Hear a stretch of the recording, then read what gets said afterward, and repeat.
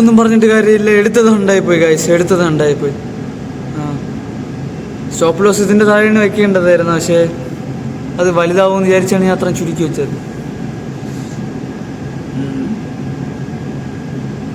നോക്കിക്കൊണ്ടിരിക്കുകയായിരുന്നു. കുഴപ്പമില്ല, ഏകദേശം എല്ലാം സെറ്റാണ്. നേരത്തെ പോയി മൊബൈലൊക്കെ ഒന്ന് ചാർജ് ചെയ്തിട്ട് സെറ്റാകണം. ഫുഡ് റെഡി ആയി കേട്ടോ.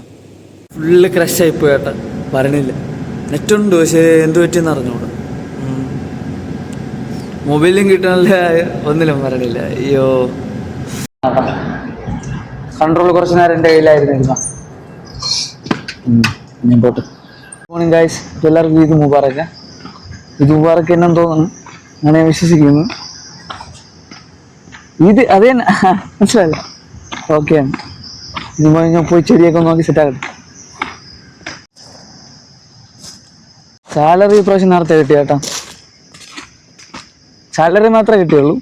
അതായത് ഓവർ ടൈമിൻ്റെ പൈസ ഒന്നും കിട്ടില്ല. അത് 10-ാം തീയതി ഏൽപ്പിച്ചാൽ മതി.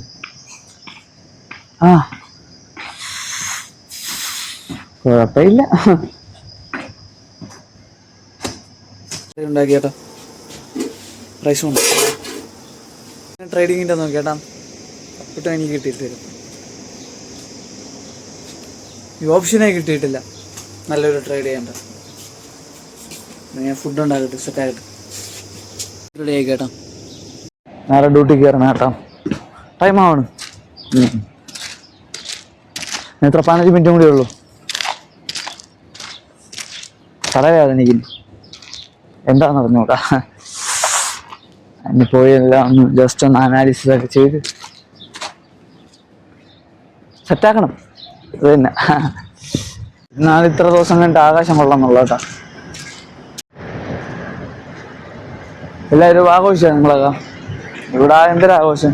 ഇവിടെ ഉറങ്ങി എണീറ്റ് അതൊക്കെ തന്നെ ആഘോഷിച്ച് കഴിഞ്ഞു. ഒന്നും ചെയ്യാൻ പറ്റൂല ഇവിടെ. ഇനി പോട്ടെ. ഇനി 15 മിനിറ്റും കൂടി എന്തോ ഉണ്ട്. സെറ്റാക്കാം, എല്ലാം സെറ്റാക്കാം. നോക്കിക്കൊണ്ടിരിക്കുകയാണ് കേട്ടോ. വാച്ചിങ് എന്തിനാവും നോക്കാം. വേറെ കുഴപ്പമില്ല കേട്ടോ, ഓക്കെയാണ് ഇവിടെ. ഫോർമേഷൻ്റെ ഇവിടെ ഓക്കെയാണ് കേട്ടോ, ഇവിടെയും കുഴപ്പമില്ല. ഇന്നത്തെ ഡേ ബേസ് നോക്കി കഴിഞ്ഞാൽ കുഴപ്പമില്ല. ഇതെന്ന് പറയാൻ എനിക്കാണെങ്കിൽ ഇന്നൊന്നും കിട്ടിയിട്ടില്ല. ട്രേഡിങ് ബേസിലൊന്നും കിട്ടിയിട്ടില്ല. എൻ്റേതായിട്ടൊന്നും സെറ്റായിട്ട് വന്നിട്ടില്ലായിരുന്നു. ഞാൻ നോക്കണ ടൈമില്ല.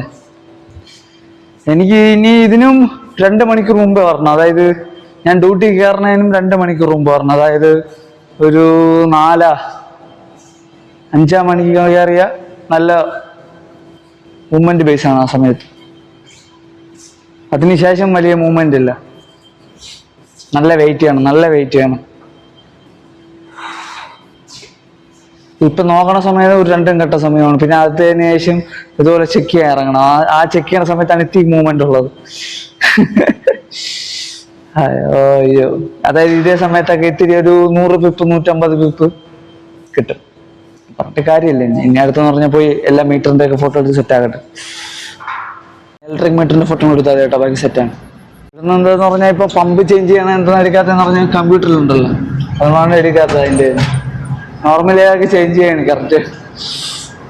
കമ്പ്യൂട്ടർ ആകുമ്പോൾ എളുപ്പമുണ്ട്. ഇനി എല്ലാം ഒന്ന് എഴുതട്ടെ. റീഡിങ് എല്ലാം സെറ്റ് ആക്കിയിട്ടുണ്ട് കേട്ടോ. ഇനി ഏകദേശം അടുത്തുള്ള പരിപാടി എന്ന് പറഞ്ഞാൽ ഒരു ലെവൽ നോക്കാൻ പറഞ്ഞിട്ടുണ്ട്. അത് നോക്കി പറഞ്ഞു കൊടുക്കണം ആവുമ്പോൾ. പിന്നെ എഡിറ്റിങ്, പിന്നെ കുറച്ച് അഡ്ജസ്റ്റ്മെന്റ്, നമ്മളെ ഇൻലെറ്റ് അഡ്ജസ്റ്റ്മെന്റും കൂടെ ഉണ്ട്. അതും കൂടി തന്നെ. അടുത്ത വലിയ പരിപാടിയൊന്നുമില്ല, ചെറിയ എഡിറ്റിങ് അങ്ങനത്തെ തന്നെ നോക്കണം, അഡ്ജസ്റ്റ്മെന്റ്. അപ്പോൾ thank you for watching guys.